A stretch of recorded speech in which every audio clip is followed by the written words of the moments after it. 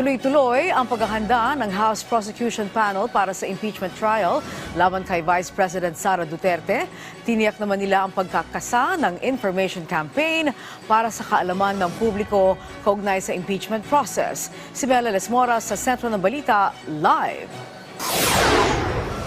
Angelic, para kasado ang estratehiya ng House Prosecution Panel kahit anumang mangyari sa panig nga ng Senado, tiniyak nga ng mga kongresista na miyembro nito na tuloy-tuloy ang kanilang magiging paghahanda. Ayon kay House Deputy Majority Leader Lawrence Defensor, bahagi ng 11-man House Prosecution Panel, nirerespeto nila anuman ang maging desisyon ng Senado kung kailan sisimulan ang paglilitis ukol sa impeachment complaint laban kay Vice President Sara Duterte. Sa kanilang pagdinig, makakaasaan ng mga estratehiya para sa epektibong madepensahan ang mga article of impeachment. Hindi lang sa mga senator judges ang target nilang mabigyan ng paliwanag ukol sa complaint, kundi maging ang taong bayan. Kaya't magkakasarinanya sila ng information campaign para maintindihan ng mga Pilipino ang reklamo at ang impeachment process.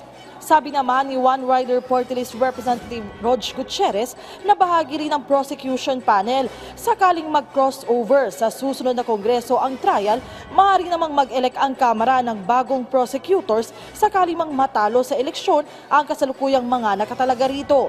Sa ngayon, mainit din ang issue ukol sa umano'y may kapalit daw ang naging pagpirma ng mga kongresista sa impeachment. Marin naman niyang itinanggi ni House Assistant Majority Leader Zia Alonto Adjong. Iginiit niya na kanya-kanya silang desisyon dito at para sa mga pumirma tulad niya, makikita naman daw ang mga nakuha nilang impormasyon sa kanilang mga pagdinig ukol kay Vice President Sara Duterte at kabilang daw ito sa mga naging basehan nila sa pagpirma.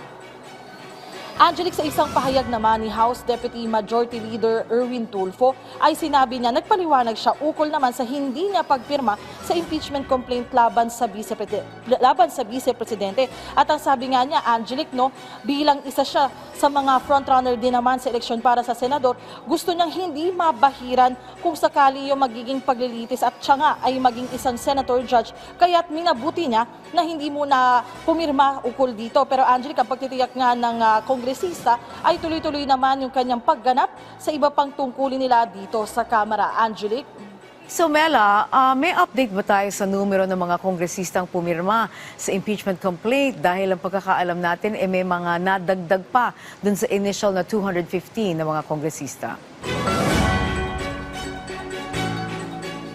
Angelic, kanina sa press conference dito sa Kamara, kinumpirma nga ng mga kongresista na mula doon sa number na 215 na congressmen na talaga nga, yun nga, pumirma dito sa impeachment complaint, yan ay naging 239 pa. So yan ay nadagdagan pa nga.